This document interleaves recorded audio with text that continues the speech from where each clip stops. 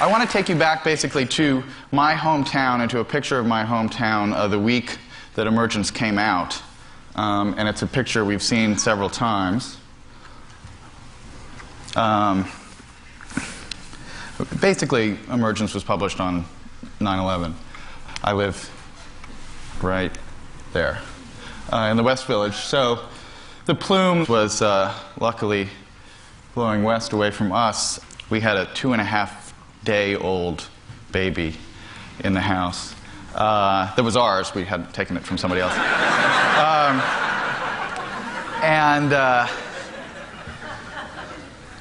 One of the thoughts that I had dealing with these two separate emergences of a book and a baby, and having this event happen so close, my first thought when I was still kind of in the apartment looking out at it all, or walking out on the street and looking out on it just in front of our building, was that I'd made a terrible miscalculation in the book that I'd just written, because so much of that book was a celebration of the power and creative potential of density, of largely urban density, of connecting people and putting them together in one place and putting them on the sidewalks together and having them share ideas and share physical space together.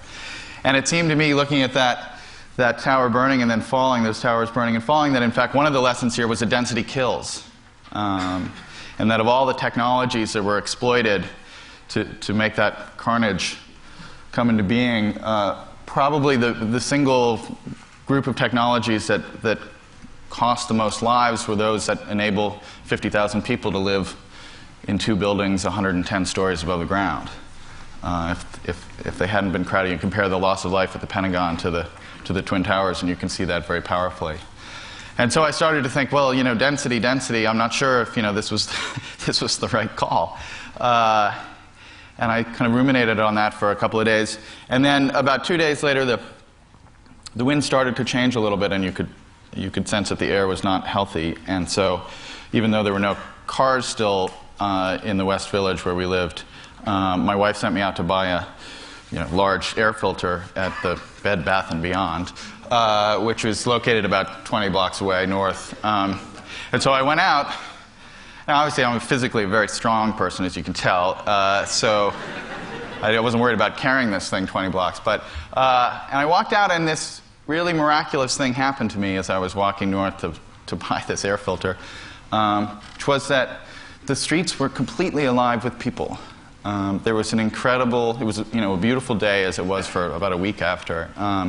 And the West Village had never seemed more lively. I walked up along Hudson Street, where Jane Jacobs had lived and written her great book that so influenced what I was writing in Emergence, past the White Horse Tavern, the great old bar where Dylan Thomas drank himself to death, and the Bleecker Street playground was filled with kids. And all the people who lived in the neighborhood, who owned restaurants and bars in the neighborhood, were all out there, had them all open. People were out. There were no cars, so it seemed even better in some ways. And it was a beautiful urban day, and the incredible thing about it was that the city was working. The city was there. All the things that make a great city successful, all the things that make a great city stimulating, they were all on display there on those streets. And I thought, well, this is the power of a city. I mean, the power of the city, we talk about cities as being centralized in space, but what makes them so strong most of the time is they're decentralized in function. They don't have a center executive branch that you can take out and cause the whole thing to fail. If they did, it probably was right there at ground zero. I mean, the emergency bunker was right there. It was destroyed by the attacks, and obviously the damage done to the building and the lives. But nonetheless, just 20 blocks north, 2 days later, the city had never looked more alive. If you'd gone into the minds of the people, well, you would have seen a lot of trauma, and you would have seen a lot of heartache, and you would have seen a lot of things that would take a long time to recover. But the system itself of this city was thriving. So I took heart in seeing that. So I wanted to talk a little bit about the reasons why that works so well, and how some of those reasons kind of map on to where the web is going right now. The question that I found myself asking to people when I was talking about the book afterwards is, when you talk about emergent behavior, when you talk about kind of collective intelligence, the best way to get people to kind of wrap their heads around that is to ask, who builds a neighborhood? Who decides that Soho should have this personality and that the Latin Quarter should have this personality? Well, there are some kind of executive decisions, but mostly the answer is everybody and nobody. Everybody contributes a little bit. no single person is really the ultimate kind of actor behind the personality of a neighborhood. Same thing to the question of who was keeping the streets alive post 9/11 in my neighborhood. Well, it was the whole city, the whole system kind of working on it, and everybody contributing a small little part.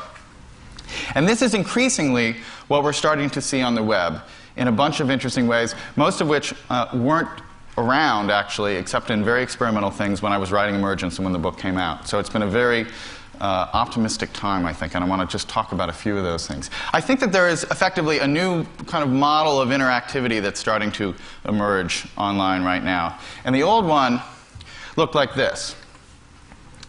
This is not the future King of England, although it looks like it. It's some guy, it's a GeoCities homepage, or some guy that I found online who's interested, if you look at the bottom, in soccer and Jesus and Garth Brooks and Clint Beck and my hometown. Those are his links. But nothing really says this model of interactivity, which was so exciting and captures the kind of web zeitgeist of 1995, then click here for a picture of my dog. That is, there's no sentence that kind of conjures up that period better than that, I think.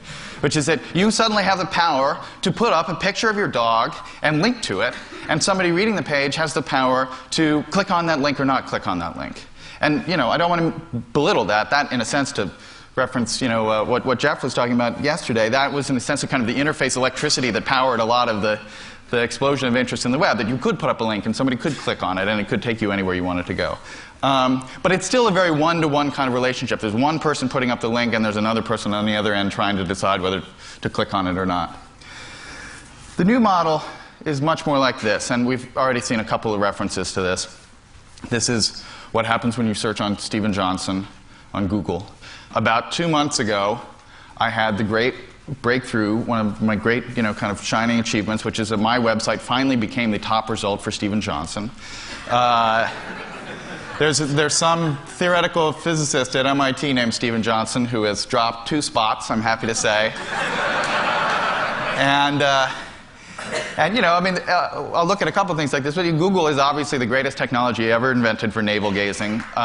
It's just that there's so many other people in your navel when you gaze, you get to see.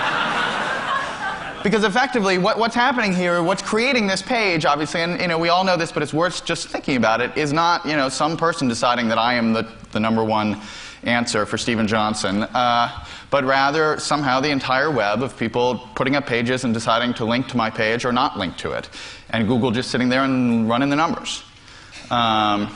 So there is this collective decision-making that's going on. This page is effectively collectively authored by the web. And Google is just helping us kind of put the authorship in one kind of coherent place. Now, they're more innovative, Google's pretty innovative, but there's some new twists on this. There's this incredibly interesting new site, Technorati, that's filled with lots of kind of little widgets that are expanding on these. And these are looking in the blog world, in the world of weblogs. He's analyzed basically all the weblogs out there that he's tracking, and he's tracking how many other weblogs link to those weblogs. And so you have a kind of an authority. A weblog that has a lot of links to it is more authoritative than a weblog that has few links to it.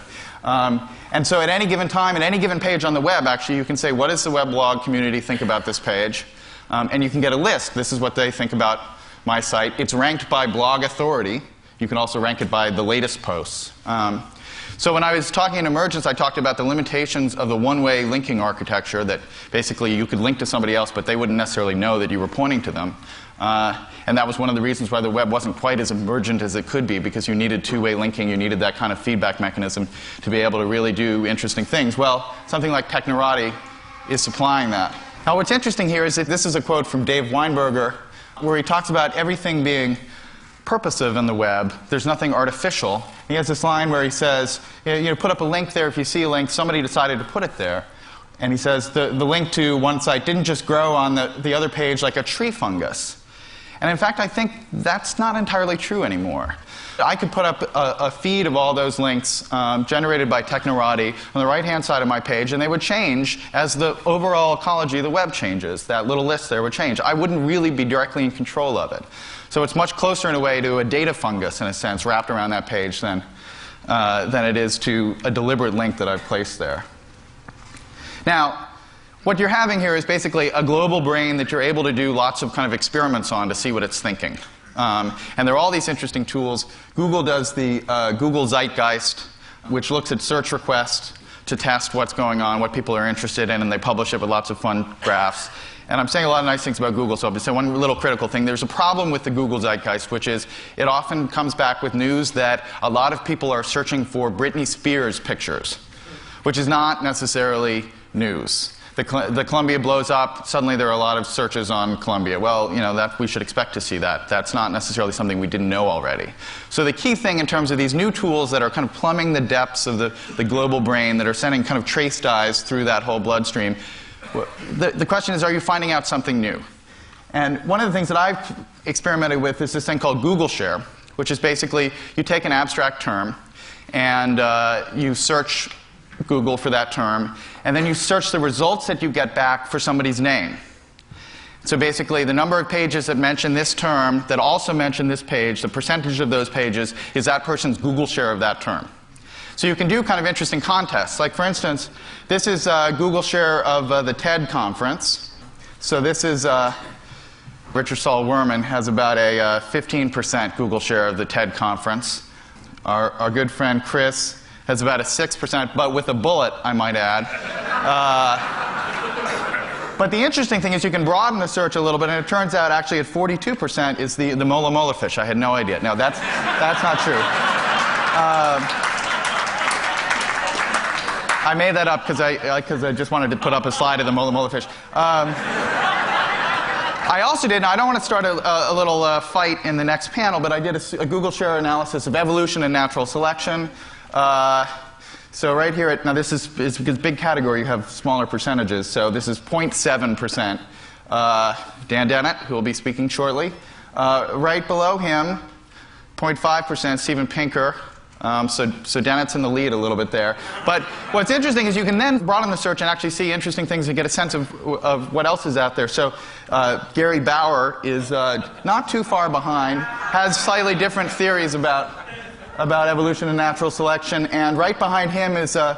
Ron Hubbard. So you can see we're in the ascot, which is always good. And by the way, Chris, that would have been a really good panel, I think, right there. Hubbard apparently started to reach, but besides that, I think it would be good next year. Another quick thing, this is a slightly different thing, but this analysis, some of you may have seen, it just came out. This is bursty words looking at the historical record of State of the Union addresses.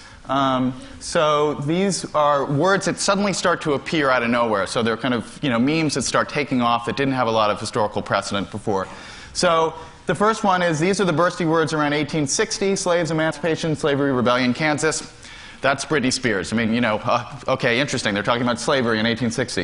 1935, relief, depression, recovery, banks. Okay, I didn't learn anything new there as well. That's pretty obvious. 1985, right at the center of the Reagan years. That's where there's we've its. Now, there's one way to interpret this, which is to say that emancipation and depression and recovery all have a lot of syllables. So he, condensed it down a little. It's hard to remember those. But seriously, actually, what you can see there in a way that would be very hard to detect otherwise is Reagan reinventing the political language of the country. And shifting to a much more intimate, much more folksy, much more telegenic, contracting all those verbs. 20 years before, it was still ask not what you can do. But with Reagan, it's that's where, there's, Nancy and I, that kind of language. And so it's something we kind of knew, but you didn't actually know syntactically what he was doing. I'll go very quickly. The question now, and this is the really interesting question, is what kind of higher level shape is emerging right now in the overall web ecosystem, and particularly in the ecosystem of the blogs, because they are really kind of at the cutting edge. And I think what happens there will also happen in the wider system. Now, there was a very interesting article by Clay Shirky that got a lot of attention about a month ago. And this is basically the distribution of links on the web to all these various different blogs. It follows a power law, so that there are a few extremely well linked to popular blogs and a long tail of blogs with very few links. So 20% of the blogs get 80% of the links. Now this is a very interesting thing. It's caused a lot of controversy because people thought that this was the ultimate kind of one-man, one-modem democracy where anybody can get out there and get their voice heard. And so the question is, why is this happening? It's not being imposed by fiat from above. It's an emergent property of the blogosphere right now. Now, what's great about it is that people are working on, within seconds, of Clay publishing this piece, people started working on changing the underlying rules of the system so that a different shape would start appearing. And basically, the shape appears largely because of a kind of a first mover advantage. If you're the first site there, everybody links to you. If you're the second site there, most people link to you. And so very quickly you can accumulate a bunch of links, and it makes it more likely for newcomers to link to you in the future, and then you get this kind of shape.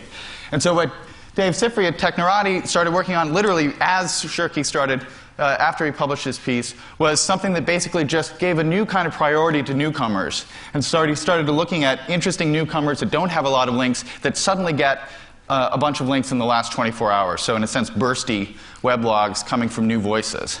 So he's working on a tool right there that can actually change the overall system, and it creates a kind of planned emergence. You're not totally in control, but you're changing the underlying rules in interesting ways because you have an end result which is maybe a more democratic spread of voices. So the most amazing thing about this, and I'll end on this note, is most emergent systems, most self-organizing systems are not made up of component parts that are capable of looking at the overall pattern and changing their behavior based on whether they like the pattern or not. So the most wonderful thing I think about this whole debate about power laws and software that could change it is the fact that we're having the conversation. I hope it continues here. Thanks a lot.